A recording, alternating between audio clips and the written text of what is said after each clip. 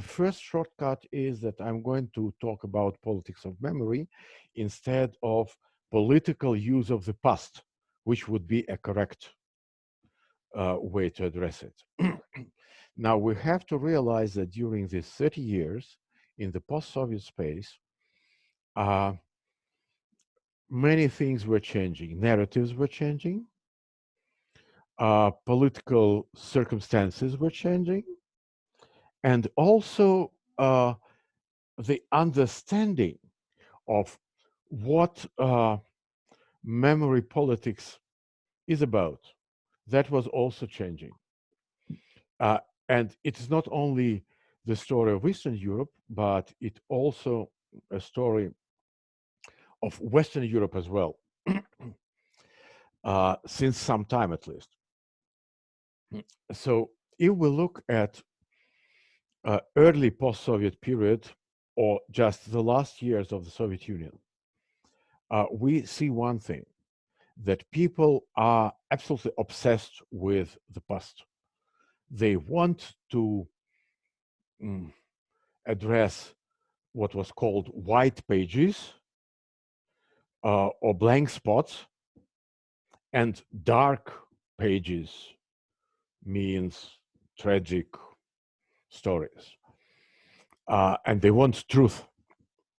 And when they want truth, they believe that they want it because by saying the truth about the past, people overcome conflicts, animosities, and injustices of the past, which resonates very much with how people thought about these things in Western Europe by that time.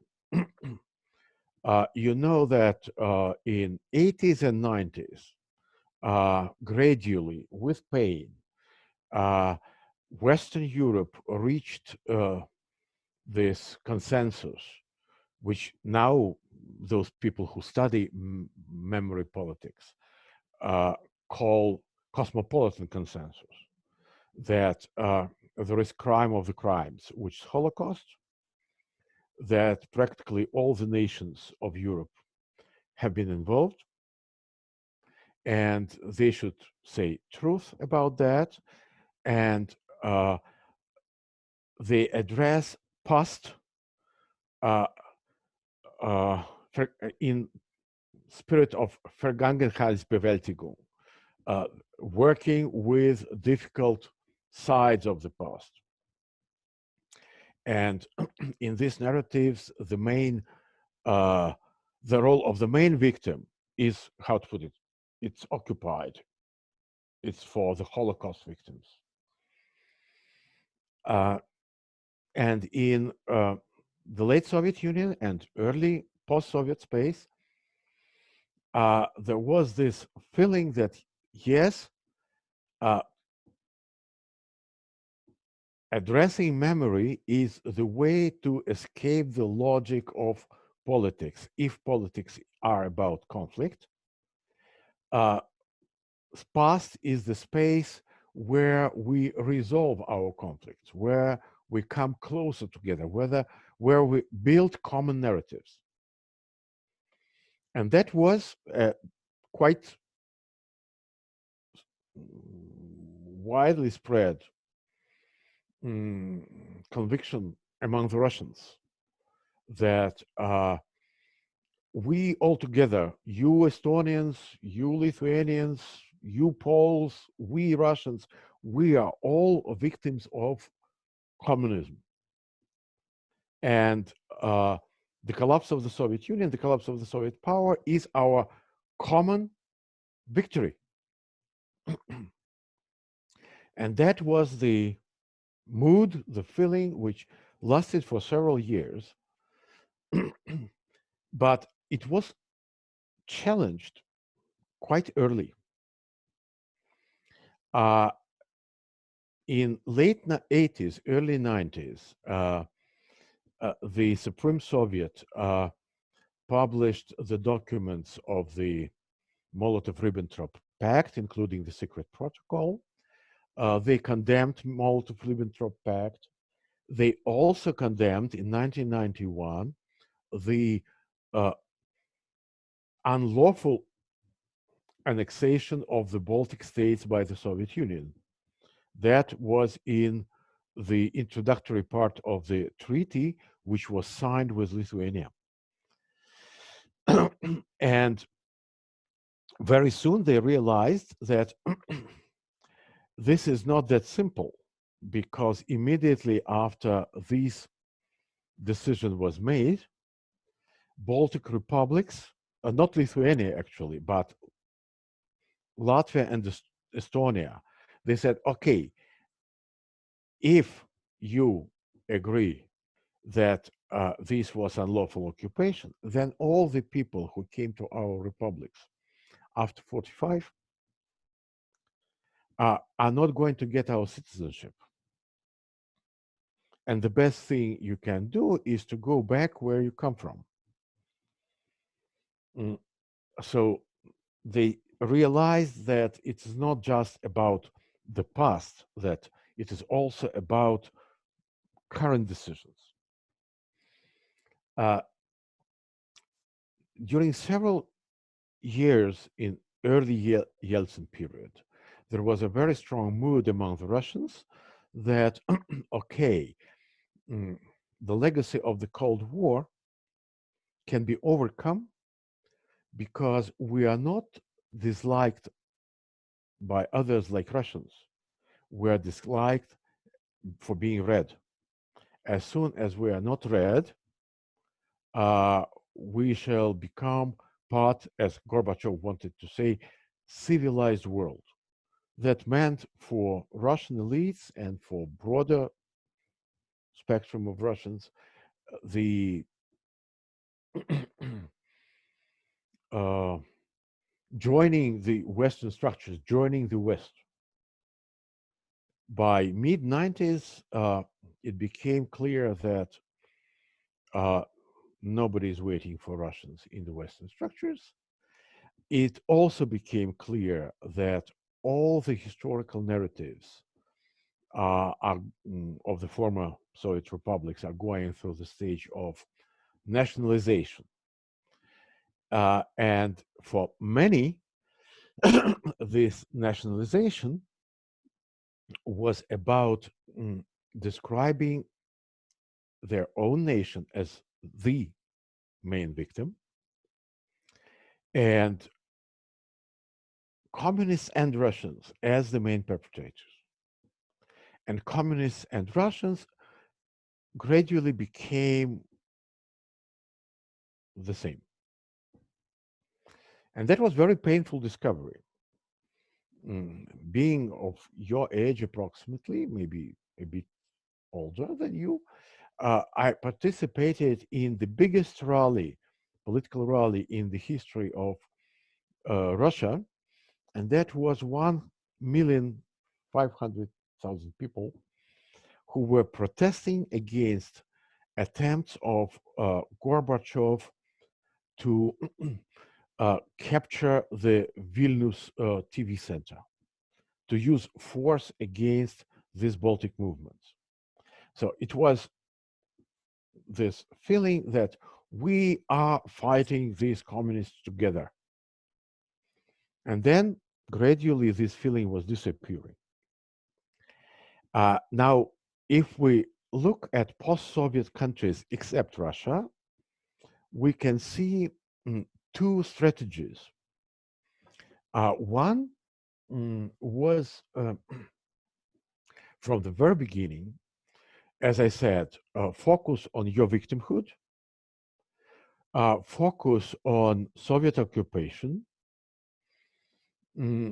create this narrative, and with this narrative, you march into the European Union. This was actually a replica of memory politics of Central European countries. I mean, Czech Republic, Poland, etc. If you want to see how it worked, look at the exchange of letters between Milan Kundera and Joseph Brodsky. where Kundera says that here is Europe kidnapped. It was kidnapped by the Russians, and it was tortured by the Russians for decades, and Europeanism is being destroyed here. And here, we Europeans, we always fought the communism, while Russians accepted it, etc., etc. That was an extreme exercise in hypocrisy, of course, because Czechs never fought communism seriously, while Russians had a civil war which lasted for many, many years. And Brodsky, in a very harsh way, explained that to Kundera in his letter, why titled "Why Mr. Kundera is Mistaken About Dostoevsky." And since that moment, Kundera never permitted to republish his famous essay, which was simultaneously published by 3 newspapers, just by chance. That was the New York Review of Books, Frankfurter Allgemeine Zeitung, and Le Monde Diplomatique, so that nobody would miss the message. So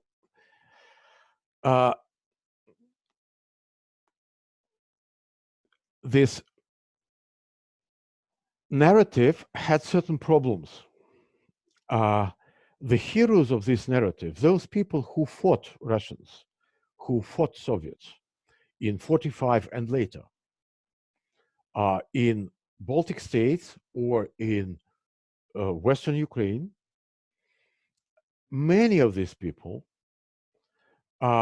in 41 participated in Holocaust. And heroization of these people demanded somehow transformation of this narrative in which the main perpetrator are the Nazis and the main crime is the Holocaust. And they started working on that from the very beginning. When Lithuanians opened the Museum of Genocide in Vilnius, and that was early 90s, it was not about Holocaust. It was about genocide of Lithuanians by the Soviets. And the same was in other Baltic states. And here we have yet another key issue, which is the search for genocide. Every nation of Eastern Europe wanted to be the victim of genocide in the past. What exactly constituted this genocide was a different story.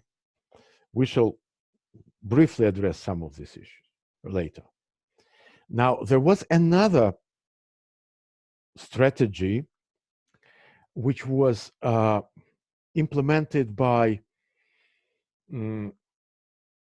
those republics who were trying to build some sort of alliance with Russia, like Kazakhstan or Belarus. And they were stressing common legacy of the victory in the Great Patriotic War, common suffering from communists, etc., etc.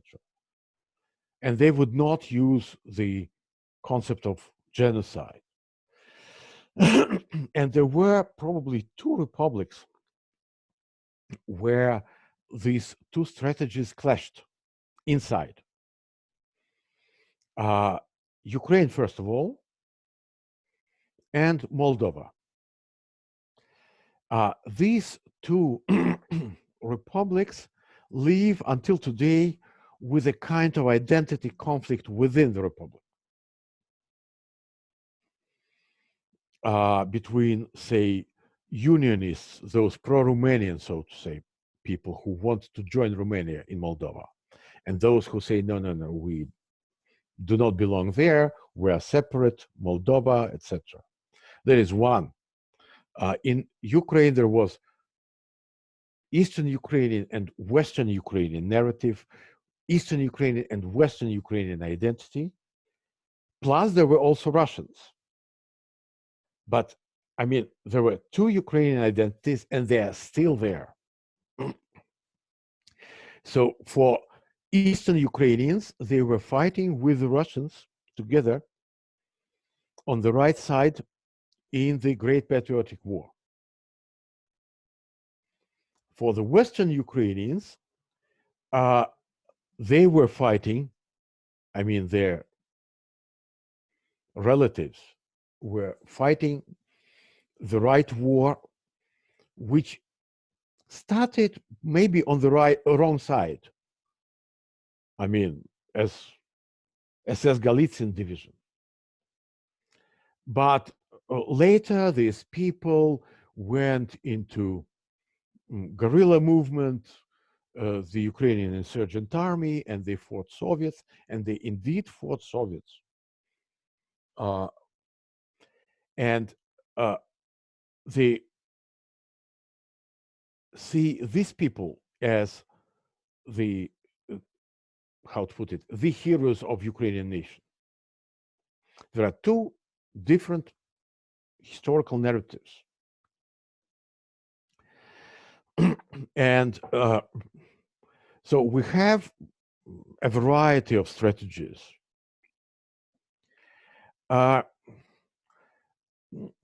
Russian politics of memory in 1990s were actually very, how to put it,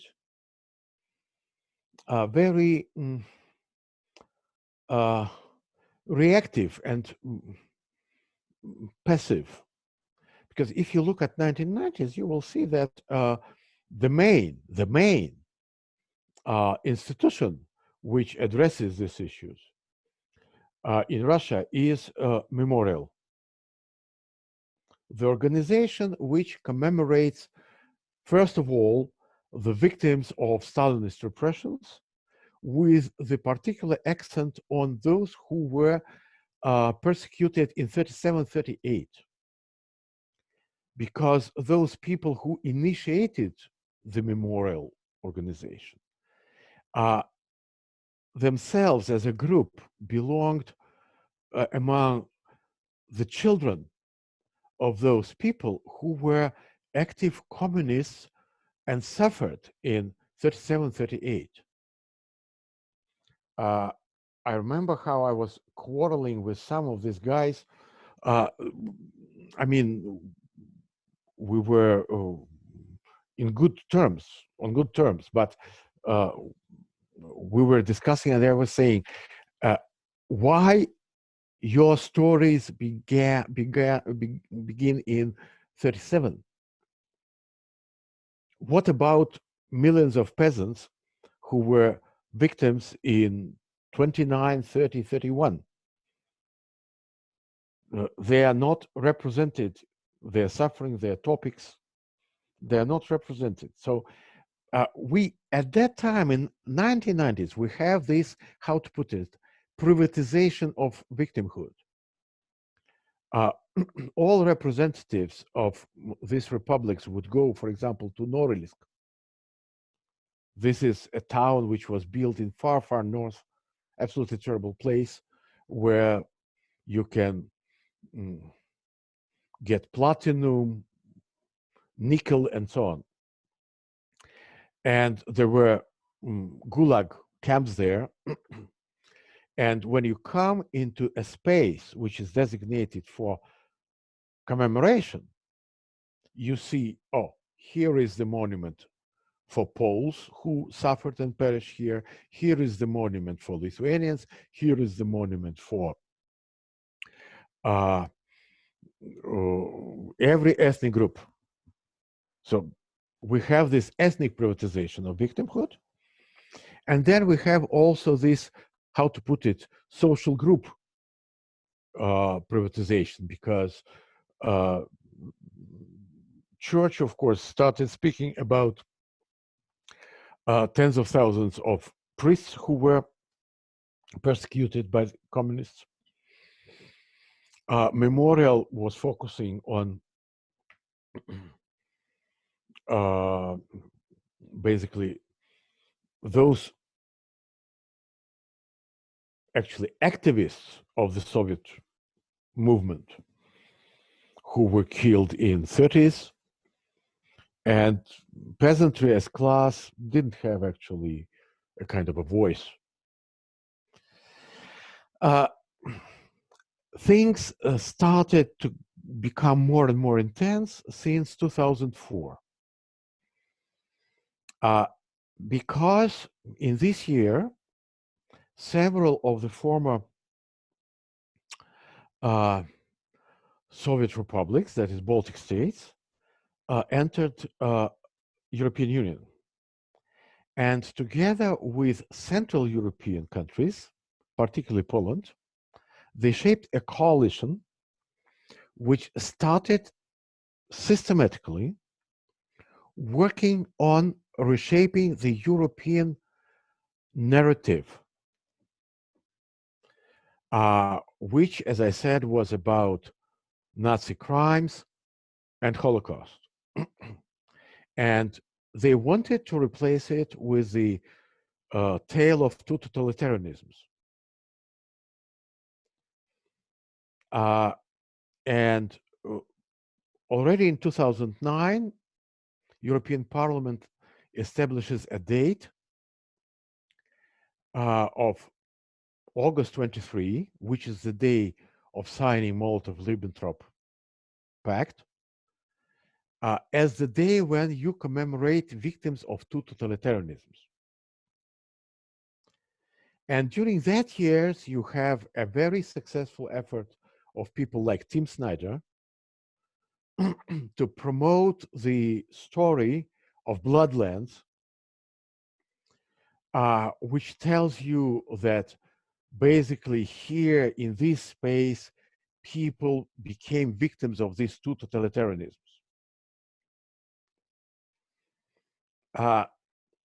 This narrative,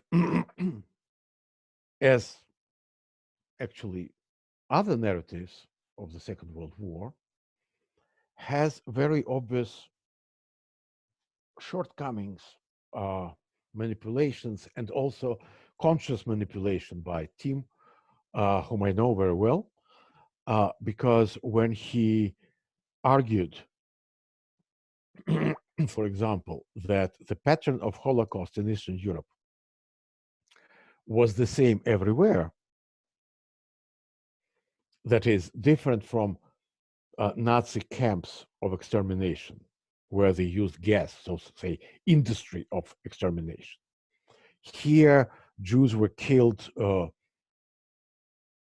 by bullets and sometimes just by sticks. Very often they were killed with broad participation of the local population. And of course, even broader participation of local population in, how to put it, privatization of Jewish property. Now, what is important here is that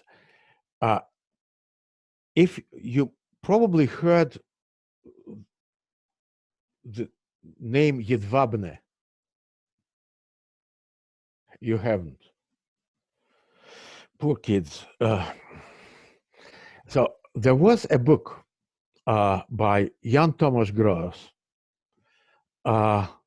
who is professor in Princeton, but who comes from Poland. And this book is about a small town or a big village of Jedwabne in Poland, where it was called neighbors, where Polish neighbors in organized manner killed all their Jewish neighbors. They did it with approval of the Germans, but they, how to put it, they were even much more enthusiastic about it than the Germans, because in a meeting where Germans said that you can go ahead, they said that maybe you could leave some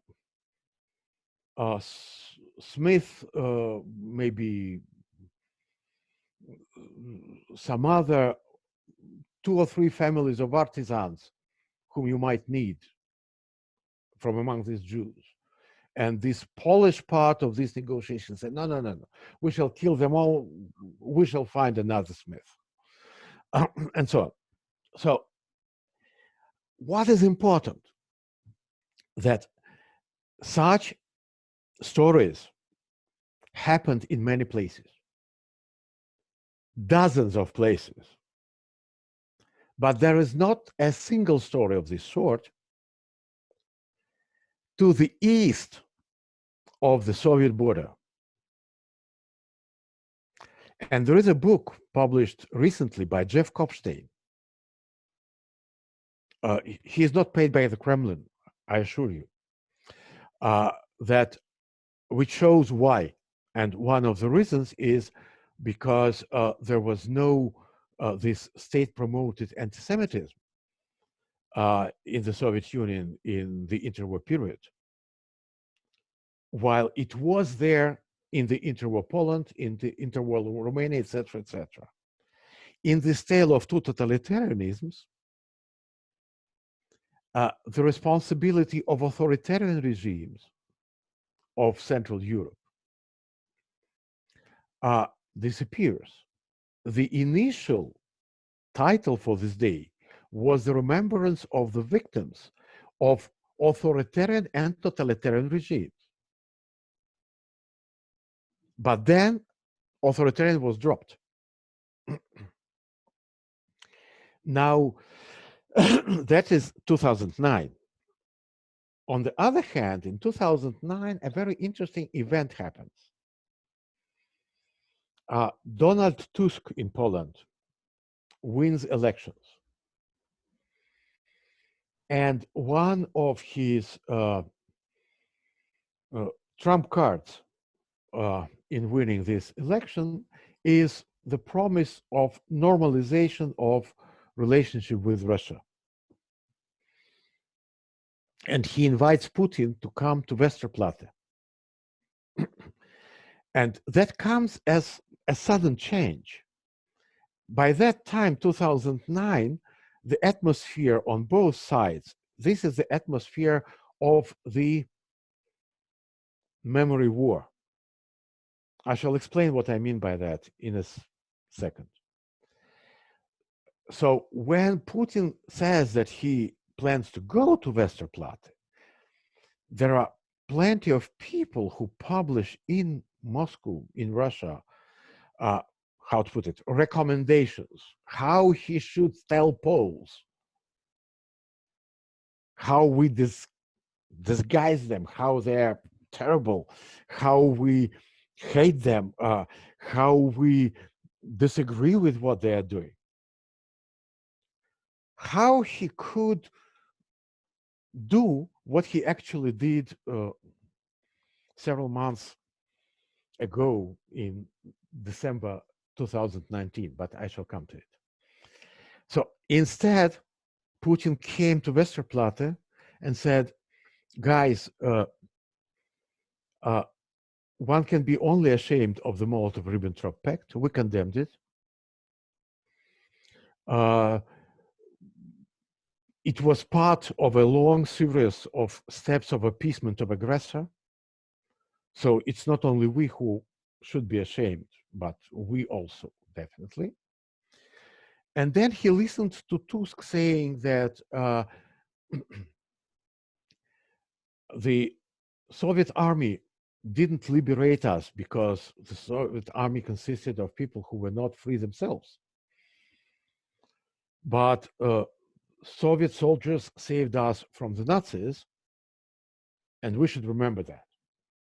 And it turned out that if you have political will on both sides, you immediately can find a way to talk in a different manner. The next day after this commemoration, Kaczynski in the parliament, in Polish Sejm, wanted a vote, a resolution that cutting is a crime of genocide. So he was pursuing this line of memory war. Now, do you remember such a story how Willy Brandt stood on his knees in front of the monument of the participants of the ghetto uprising in Warsaw? Some of you say yes. Do you remember that Yeltsin and Putin both stood on their knees in front of the monument to Polish officers who were killed by NKVD in Katyn? No, but they did. They did it. That is the illustration of what happens to various acts of memory politics. Willy Brandt comes, Willy Brandt stands on his knees. 100 photo correspondents from various parts of the world fix the story, and that becomes a big public event all over the world. That is because the managers of this public sphere believe that that is important and significant, because that is the beginning of the Eastern policy of Germany. But nobody wanted to tell Western public or even Polish public that these guys, Putin and Yeltsin, before were staying on their knees, right? Instead, in Poland, they were telling the story of how Putin collaborated with Tusk in order to bring down the plane with Kaczynski. So you have this situation of memory war, which means that people change their understanding of what past is about, addressing the past. Now it is the space which is inseparable part of politics, and politics are about conflict. And instead of outcome, which is supposed to be building a common narrative, like, say, German-French textbook, or some common statement of historians, whatever, you rather focus on first, making sure that your position, your narrative is dominant in your own country. And second, you do your best to promote this narrative abroad. Yushchenko, for example, when he became president of Ukraine, organized a very energetic action, supported, of course, by Ukrainian diaspora. And foreign diasporas in some countries are very important players in this game. To promote this understanding of the famine of 32-33 as genocide. And it was all about how Soviets, Russians, sometimes Russians and the Jews, wanted to starve Ukrainians into obedience. And there is a long story of various diplomatic moves. A month ago, there was, how to put it, a funny, quotation marks, episode when Ukrainian Ministry of Foreign Affairs issued an instruction to Armenian communities living in Ukraine, and there are some, saying that Ukrainian state does not support Armenian claim that 1915 massacre of Armenians by Turks is a genocide. And they explicitly explain in this letter that we do it because Armenia did not want to recognize our feminist genocide. So that is how it works. Now, what is important here, that Kazakhs, who in percentage suffered more than Ukrainians, they never used this concept of genocide, but they are rather talking about communist crime. And that shows you how you can, in various ways, address this issue, right? It depends on your political decision.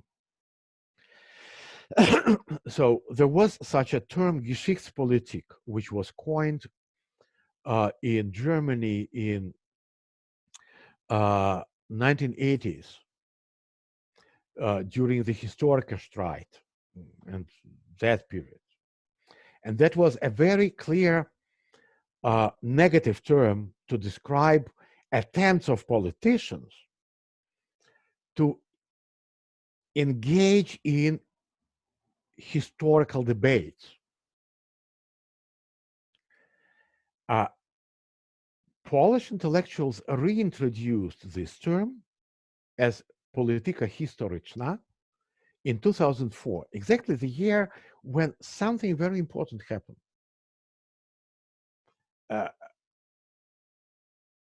At the moment when these new Eastern European members became part of EU lost leverage.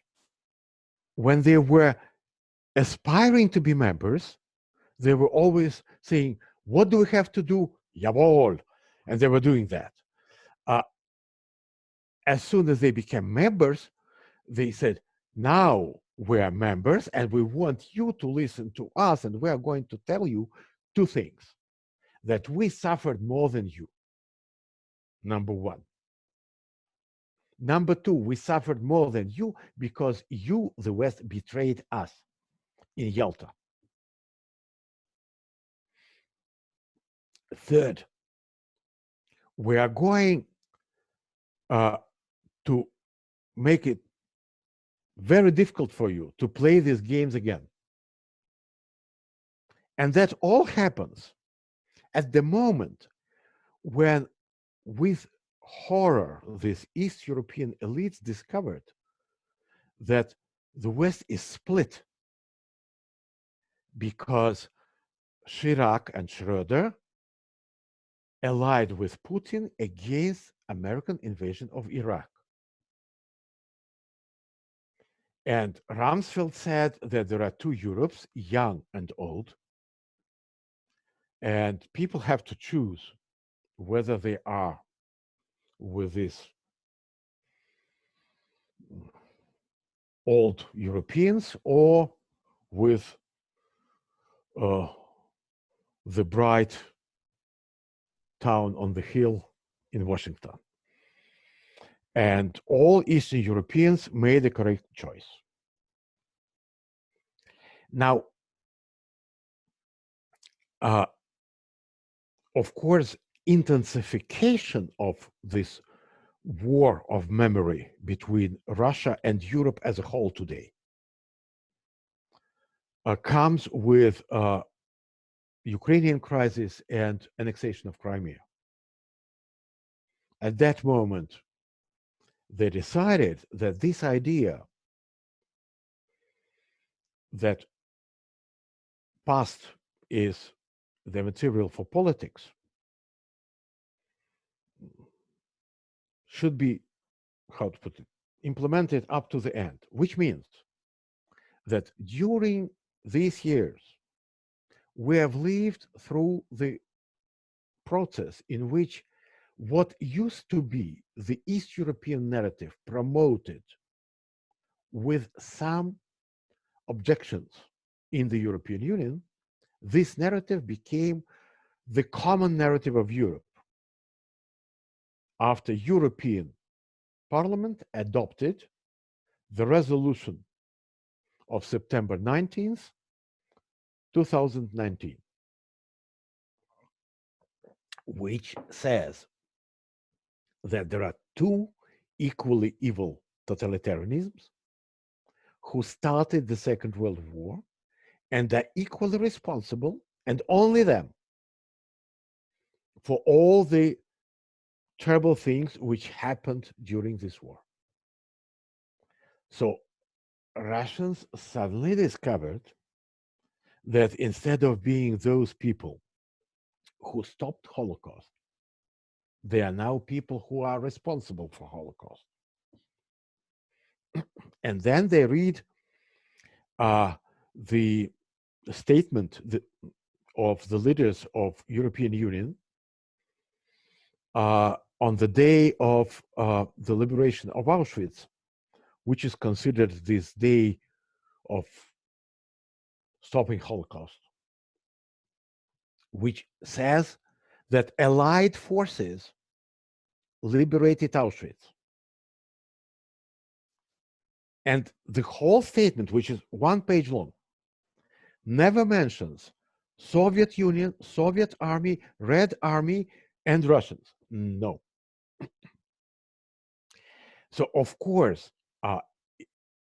in Moscow, people who are responsible for, so to say, shaping public opinion show this resolution to the public saying, do we have to prove you that these guys lost all the limits? And this is this story about this commemoration of this Auschwitz liberation is very telling, because it was preceded by a very aggressive, extremely aggressive, Putin's speech to the leaders of the allied states of Eurasian Economic Union, where he accused Poles of being profoundly anti-Semitic, of participating in the partition of Czechoslovakia after the Munich Agreement, which is true. I mean, both. But he did it in an extremely aggressive and hostile manner. And my understanding is that it was a very successful provocation. And he wanted that. Exactly, a very successful provocation. Because the resolution, which basically was initiated by the Polish members of the parliament and reflected this narrative, was adopted in September. And up till December, when Putin made his provocation, not a single West European leader criticized this resolution. Only criticism came from the left quarters of political spectrum of West European countries who were saying, guys, do you remember what was the role played by communists in Yugoslavia during the war, in Greece during the war, in France during the war? Suddenly, everybody has only liberal democratic past. Nobody wants to remember that almost 2 million volunteers from various European countries participated in SS and Wehrmacht during the invasion of the Soviet Union. Nobody wants to remember this broad collaboration. Everybody wants to remember just one thing. August 23, when Stalin and Hitler launched the Second World War, where Stalin and Hitler killed these Jews and also us, and so on and so forth. I mean, it sounds lunatic, but that is how it looks like. So here in Russia, you have this extremely aggressive mobilization, political mobilization for fighting these wars. And it is also reflected in the fact that in Russia, there is a very visible wave of, how to put it, institutionalization of memory politics. Starting with 2012, many organizations, some of them, how to put it, allegedly non-state, but actually controlled by the state, like Russian Military Historical Society, Russian Historical Society. They are created to fight these wars, domestic front and internationally. And summing up, I think that we are all, not just in Eastern Europe, because the very comfortable narrative for Western Europeans is, okay, we Western Europeans, we are civilized, we solved our problems with past, we clarified all this, which is of course not true. If somebody tells you that, they are lying. Be it in Austria, be it in Germany, Austrians are absolute champions. They managed to tell the world that Mozart is Austrian and Hitler is German. While it is actually absolutely the opposite. And if you take it seriously, then you should know the Weizsäcker affair, the famous story of how Austrians were dealing with Nazi past, and so on and so forth. There are many, because it's not only the Second World War, right? But if you go for the Second World War, ask Indians about what they think about Churchill and the Bengali famine. And there are plenty. Nuclear bombardment of Hiroshima and so on and so forth. Every country has its own uncomfortable points. War is not the story in which everybody is, in which victors are good and losers are bad, right? It's generally the story where people on a systematic basis do something bad because they are facing extremely hard choices. Now, we live in a situation when we deprived ourselves of a possibility to address these problems of narrating the past. Because if you are in a situation of memory war, there is no space for dialogue. There is no space for agonism instead of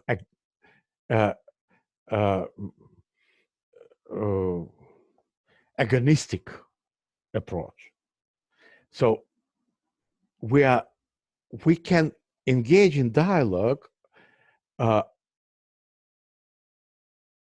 knowing from the very beginning that we are not likely to reach common narrative, which was supposed to be the outcome in this cosmopolitan approach. But we must respect each other. We must engage in dialogue which allows to understand each other's side and not creating these images of the enemy, right? What happened in Western Europe today is ethnicization of victims and Russification of perpetrators. Let me give you one example. That will be my last point. When it comes to raping German women, who does it? Soviet soldiers or Russians? When it comes to liberating Auschwitz, who does it? Ukrainians in the Red Army. That is exactly what was claimed by President Zelensky in this commemoration in Auschwitz recently. You see? So at the moment when you rape German women, all Ukrainians who constitute 20% of the Soviet army who occupies Germany, they of course go to liberate Auschwitz. And Russians go to rape German women. And that is the narrative. So my feeling is that in some countries, there is a very strong political consensus that you have to pursue exactly this strategy. Thanks to WikiLeaks and Assange, we know that when Obama asked Baltic states to somehow limit their anti-Russian rhetoric, they said, no, no, no. This is something we must do by every means. If there are people in Western Europe and in Russia who can establish this mutually respectful dialogue, then there is way out. But I don't see it in very close future. Now we're in deep shit. Unfortunately, the virus didn't allow for this commemoration in Moscow on May 9. Why unfortunately? Not because I missed the parade, but because some leaders were supposed to come.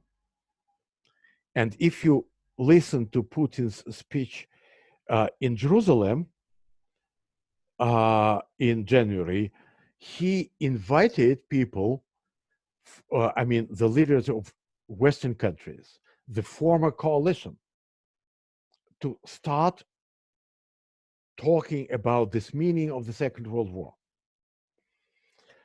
So he is an opportunist in the sense that you give him an opportunity and he will use it. But he is not going to surrender, if anybody hopes for that. Done.